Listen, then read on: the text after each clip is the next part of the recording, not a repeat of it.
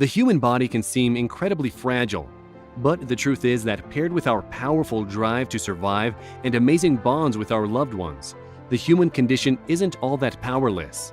People have found ways to overcome some of the most precarious situations imaginable. Want to hear a tale of a man who came back from the dead not only once but twice? Well then, check out these most harrowing stories of survival and endurance. At the height of the Cold War in 1960, Soviet submariners were running a training exercise in which they shot torpedoes at designated undersea targets. It was supposed to be a routine day on the Soviet Project 613 submarine, a Whiskey-class vessel that held a crew of 14. The first missile the young man prepared to deploy was a dud that didn't leave the blast tube. The crew moved on to the next step in their mission, unaware something was wrong until the failed missile exploded, piercing the body of the submarine and sending the vessel to the ocean floor. The men knew they had to escape, and the chain of command broke down in panic until one of the crew grabbed a gun and started shooting warning shots to force everyone to calm down. It was decided the entire crew would exit the submarine's empty torpedo tube. In order to do so, the team needed to slowly acclimate to the water pressure outside the ship, letting in water until their bodies were as pressurized as the outside environment. The men ascended to the surface, trying to take their time and use their equipment to let their bodies adjust. Some, however, continued to behave in agitation, ascending too quickly. This led to collapsed lungs and the need to recover in compression chambers. However, it is believed that every crew member survived. Juliane Kopka's Amazonian stay. Juliane, a young German girl living in Peru with her zoologist parents, was traveling with her mother to see her father in a different part of the country. While in the air, the plane was hit by lightning during a severe thunderstorm. The plane imploded, and Juliane fell from the sky while still trapped in her seat. She crashed some 2 miles to Earth, landing in the Amazon rainforest. She suffered a broken collarbone as well as a loss of half her vision, but was able to walk and investigate her surroundings. It immediately became clear that Juliane was alone and the only survivor of the flight. Juliane was a truly amazing child, knowing that if she found running water and followed it downstream, she'd be likely to find civilization. She did this for 9 days, during which she couldn't get sleep due to pain from the bugs that infested her injuries. Juliane eventually found a small boat with gasoline in it for its engine. Remembering when her father cured an animal of maggots with gasoline, the 17-year-old girl doused one of her arms and counted as 35 of the creepy crawlers came out of her skin. The owners of the boat found Juliane and took her on the 7-hour trip down the river to a place where she could be airlifted to a hospital. Despite what she called terrible nightmares, Juliane later wrote a story about her experience entitled, "When I Fell from the Sky." A harrowing World War II escape.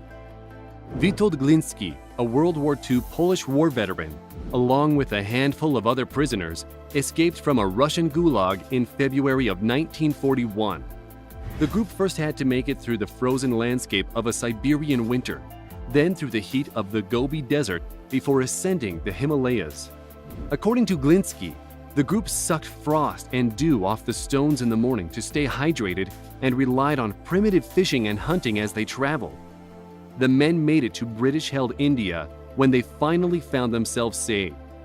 Glinski waited 60 years to rehash his story, saying that he didn't want to relive the trauma and that he feared another of the escapees who had been placed in the gulag for committing a serious crime. Glinski believed his reports, held in the Polish archives, inspired the story behind the best-selling book, The Long Walk. Andes plane crash survivors. In 1972, a small charter plane carrying a rugby team of 45 players and the team's staff went down in the Andes Mountains while on the way to a match in Chile. It was cold and snowy, which slowed down rescue efforts. 19 people perished from either the crash and the avalanche that followed the crash, which left the survivors without food or shelter. Luckily, many of the survivors were healthy and athletic young men who were determined to survive, despite their belief that no one was looking for them. All in all, the 16 young men left alive were stranded in the snow and ice, as well as braving frequent snowstorms and avalanches, and survived this terrible peril for 72 days. In 2012, the survivors held a rugby match, the same one they were headed to when their plane crashed, to mark the 40th anniversary of their rescue from the treacherous mountaintops. The man who came back from the dead twice.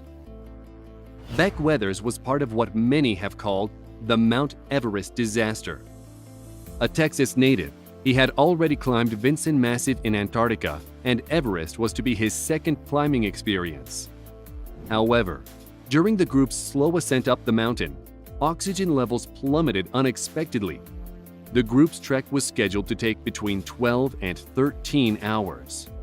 Weathers was stranded on the side of the mountain and waiting to meet up with the rest of his expedition, but after seeing 10 hours go by without a sign of them, he knew something wasn't right. What he couldn't know at the time was that the expedition leader and guide, Rob Hall, became incapacitated at the summit and actually perished near the south summit. The rest of his team descended the mountain and discovered Weathers, who had become too ill from exposure to continue with the group, and reluctantly, the group thought he was doomed and left him there. It wasn't long after that a doctor found Weathers, who had lost a glove and slept the previous night with his jacket open. The doctor also decided that Weathers was beyond saving and thought he had already passed away. However, despite the mathematical improbability of his situation, Mr. Weathers surprisingly woke from his hypothermic coma, stood up, and walked down the mountain until he found a low-level camp and survived. However, he lost several limbs as well as his nose to frostbite. A 4-year-old's battle with nuclear disaster. Yuri Litvinov was only 4 years old when fires started in the nuclear reactor at Chernobyl, April 26, 1986, which led to an explosion. Yuri and his family lived about 2 hours' drive away from the site of the nuclear power plant. He recalls that his mother didn't explain what had happened, but quickly moved the family farther away from the plant to her parents' home. It took Yuri 3 years to see the first signs that something was not right, even living far away from the disaster site. He remembers that it would rain and the leaves on the trees would turn white, bleached from the radiation, before the trees themselves disintegrated. Suddenly, people around Yuri began to develop a cancer, a common ailment after experiencing radiation exposure, and Yuri himself was diagnosed with cancer when he was 21 years old. Yuri battled his deadly disease and won while turning to painting as therapy. After a struggle for life, Yuri moved to the USA with a strong desire to start a new life, one without illness, pain, or suffering. In 2010, Yuri moved to New York, where he continued his artistic career. The sinking of Jackson 4. Harrison O'Keefe was hired as a chef on the ship Jackson 4, which was a fishing schooner. On one of its regular trips out to sea, the boat was rocked by huge waves, and it capsized and sank, sending some members of the crew into the ocean. Harrison, however, was in the bathroom at the time the ship sank. He ended up trapped in a 4-foot-long bubble of air, which slowly shrunk as the ship went under the normally fatal depths. A dive team was put together after the Jackson 4's sinking to retrieve any goods in the area. As the divers were searching the ship, they heard faint knocking. They searched for the source, eventually finding Harrison in water up to his shoulders. It had been over 60 hours since the ship sank. Rescued, Harrison had to spend 2 days in a decompression chamber. Experts have agreed that Mr. O'Keefe's survival is a miracle. Normally, divers only stay at that depth for 20-minute intervals, as the pressure on the body is simply too much to sustain for prolonged periods of time. But Harrison was able to successfully return to land and had sworn to never go out to sea again. Surviving in Rwanda. Jean-Louis Mazimpaka survived the Rwanda genocide by first seeking refuge in a church with his parents.